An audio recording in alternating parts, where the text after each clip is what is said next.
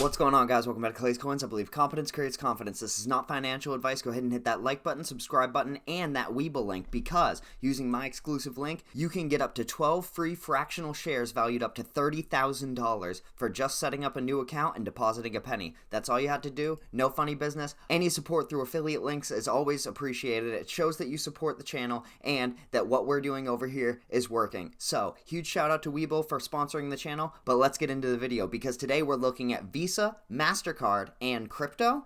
Yeah, exactly. Forbes, I mean, ever since I did that Forbes video, guys, I have been like destined every single article I read to try to dismantle another piece of that Forbes, or like keep compiling evidence. It's like when you have an argument with someone or something, and then after the fact, for like, you start thinking about things you should have said, and you like say them to yourself, and you're like, yeah, that's how I'm doing with Forbes. I mean, I have been just going at this for a while. So Visa and MasterCard are doing some things with cryptocurrency that a lot of places that are more skeptical and like to spread the FUD when it comes to crypto acted like couldn't exist and wouldn't happen, and that crypto is, you know, this big fantasy. Let's get into the video and check out how much of a fantasy it actually is to two of the biggest financial institutions out there. Both of these articles are coming from Bitcoin Magazine, I believe. Yeah, Bitcoin Magazine, and it is from two different authors. This one is written by Sean Amick.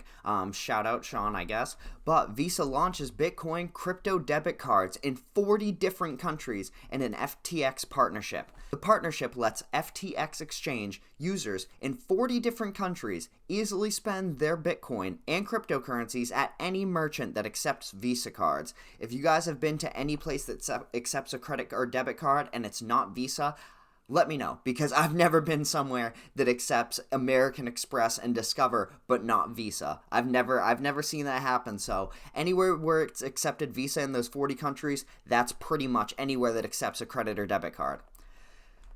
Visa has partnered with one of the world's leading cryptocurrency exchanges, FTX. Worldwide, it's not as big over here in America just because of regulation stuff, but worldwide, FTX is one of the largest cryptocurrency exchanges. It's up there with Binance and Crypto.com. They're launching Bitcoin and cryptocurrency debit cards internationally per a press release.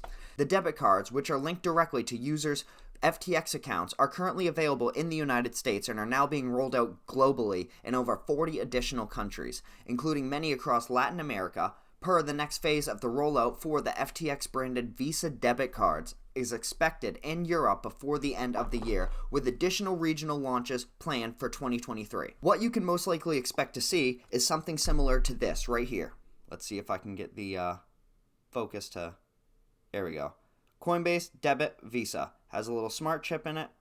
Get the focus going. I've been using this for quite a long time, you know. Anything related to Coinbase, if I'm trading crypto on it, I can spend it just like regular money. It's a great way to almost use your Coinbase account as a savings account or a bank account, and whatever you're investing in, especially if you're dollar cost averaging and it's something you know you're going to be building up for a long time, you can spend that and then get rewarded for kickbacks in percentiles depending on what you spend and what you earn. So it's pretty cool. It's a pretty cool method to earn a little bit of crypto, and just being able to spend crypto regularly like it's a fiat currency on a Visa card is pretty cool, guys. Visa, along with its competitors in the marketplace, continues to hold that users of Bitcoin and cryptocurrency still want to use their holdings as a medium of exchange. Absolutely. I mean, the fact that you can invest in these things and that money can flip, and you know, you have the legacy stock market investing type strategy, you can also use these as a medium of exchange. That's kind of the point, a store of value and medium of exchange, not only on the protocol itself,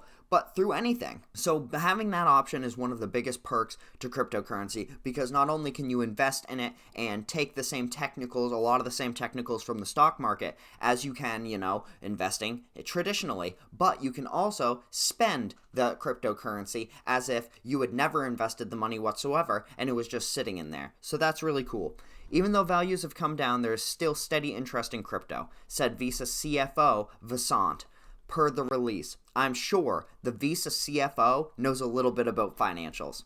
The debit cards simply connect to FTX's platform, enabling users to spend the digital assets in their wallets without needing to remove the assets from the exchange's platform. So yeah, it's going to operate almost identically to Coinbase's card or Crypto.com's card, where if you have on your Coinbase account $100 in Ethereum, you can spend $10 of that or however much you want to without having to actually sell some Ethereum and transfer that cash that you sold from Coinbase to your bank account. It does it instantaneously for you, and you earn back some whatever, Stellar Lumens, XRP, whatever you want to earn back, whatever they offer, a kickback 4%, 3%, something like that for spending and using the card. They're always going to have a little bit of reciprocity there. It's an incentive to allow you to use the card more frequently and get a kickback for doing so.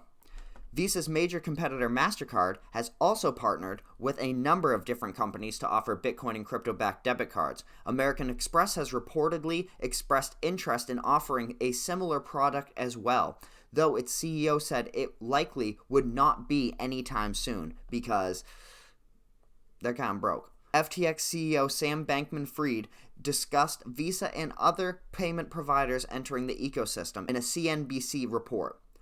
There's a decision you have to make as a traditional payments company. Do you want to lean into this or do you want to fight against it? I respect the fact that many of them are leaning into it. Okay then.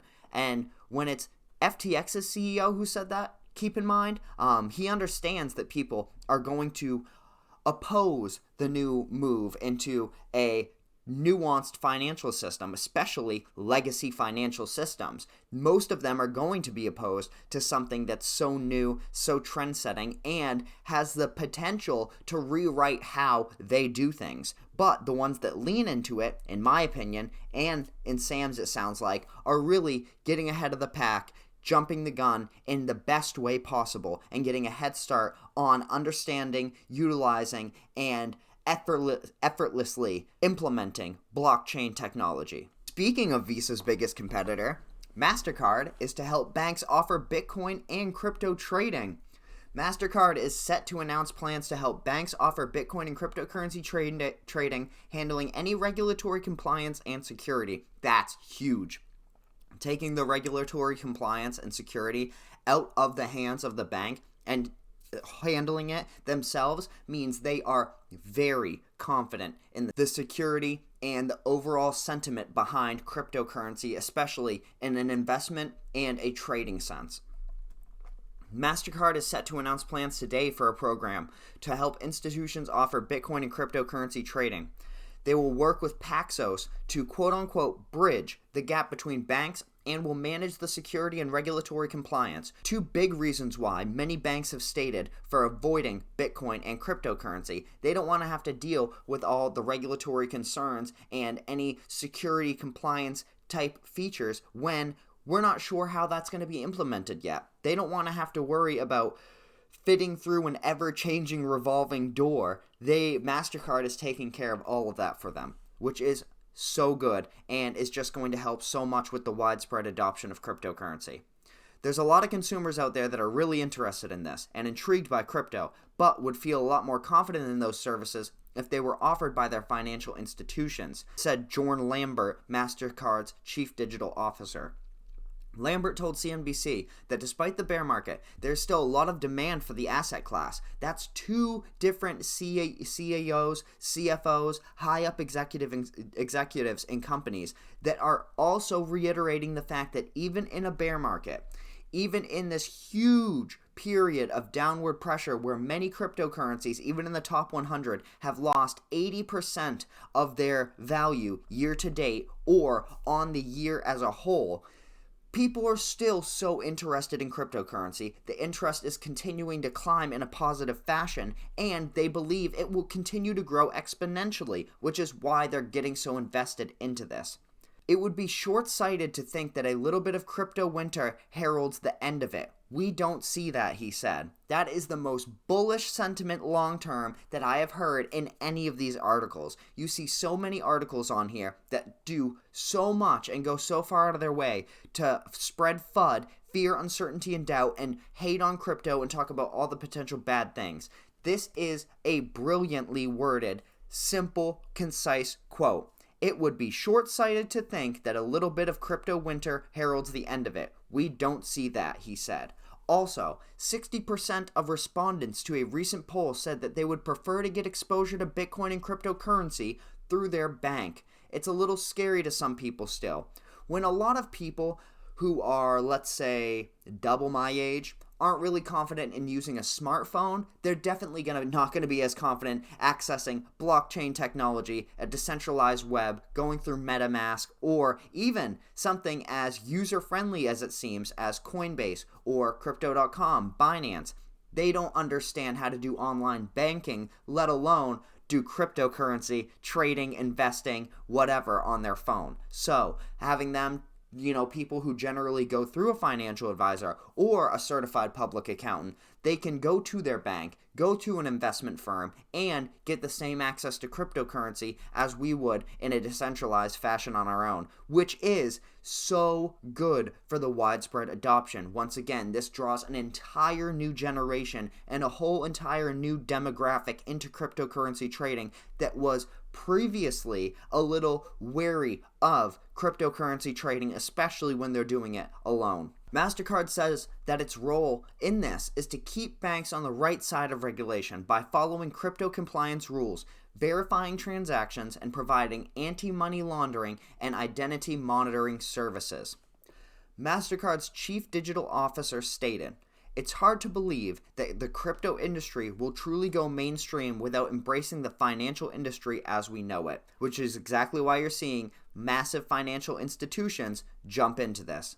MasterCard is expected to pilot this product during Q1 2023, so the start of next year, and then will proceed to quote-unquote crank the handle to grow into more geographies or demographics. Lambert did not comment on which banks have already signed up for the program. That kind of ruins the appeal of like the grand opening, I guess, if you will, of this new exclusive access to Goldman Sachs or JP Morgan's or whatever it's going to be, Chase's blockchain, Bitcoin investment strategy. They're going to do their own thing, their own sales pitch on an individual bank basis, but MasterCard is making sure that any regulation and compliance concerns, they handle it, take it out of the bank's hands, so now the banks don't have anything to complain about, and we can really start trading Bitcoin in full force like we would any other security or asset. Alright guys, that's going to be everything for today's video. I wanted to bring you guys some financial institution information talking about Visa, MasterCard, and their relationship with crypto and Bitcoin trading, how it's going to affect banking, and how it's going to affect the credit and debit cards when it comes to spending your cryptocurrency as a medium of exchange. It's pretty cool the way that things are going, and by Q1 of 2023, we should really see some Bitcoin and some cryptocurrency investing opportunities at local bank branches, which is awesome. That is so cool, guys. I cannot wait for it. But if you enjoyed the video, put a flexing emoji in the comment section down below. As you guys know, leave a comment. All comments help the algorithm. Like the video, share the video, subscribe if you haven't already. Go ahead and hit that bell notification so that no matter what, I'm not the best, if you guys haven't noticed, on sticking to an exact schedule, whether it's the day of the week I post, what time I upload. Pretty much when I can do it and I have time. You guys know I work a couple jobs in real life. I have kids. There's a lot going on. So if you hit that bell notification right next to the subscribe button after you subscribe, you won't have to worry about checking my channel or anything like that. You'll get a little notification when I upload, and then you can just click on it and then watch the video. So thank you guys very much. Hit that Webull link if you haven't already. And other than that, stay healthy, stay hydrated, call your mom and say hi.